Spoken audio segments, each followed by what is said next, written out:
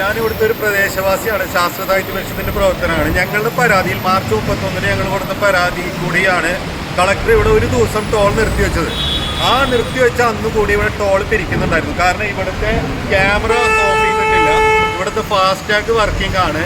ഇവിടെ നിന്ന് എനിക്ക് പറയാനുള്ളത്, ഒരു ഉദ്യോഗസ്ഥർ വന്ന് ഇവിടുത്തെ തഹസിൽദാരും മറ്റ് വില്ലേജ് ഓഫീസർ അധികൃതരും വന്ന് ഇവിടെ കൊണ്ട് ക്യാമറ ഊരി വെപ്പിച്ച് ഫാസ്ടാഗ് സംവിധാനം അന്ന് അവർ കളവ് പറഞ്ഞാൽ എന്താണെന്ന് വെച്ചാൽ ഇതൊരു സെർവർ ഇരിക്കുന്നത് വേറെ ഏതോ സംസ്ഥാനത്താണ്, വേറെ ഏതോ സ്ഥലത്താണെന്നാണ്. കേവലം ഒരു സ്വിച്ച് ഓഫ് ചെയ്യേണ്ട കാര്യമുള്ളൂ, അല്ലെങ്കിൽ ഇവിടെ ടോൾ പിരിവ് നടന്നുകൊണ്ടിരിക്കും. ഒരു കാര്യം കൂടി പറയാനുള്ളത് എന്താണെന്ന് വെച്ച് കഴിഞ്ഞാൽ ഇത് കുറച്ച് ഓവർ നമ്മൾ അധിക പ്രസംഗം നടത്താമെന്ന് വിചാരിക്കും. കാരണം ഈ റോഡ് പണി തുടങ്ങിയിട്ട് 6-7 മാസമായി.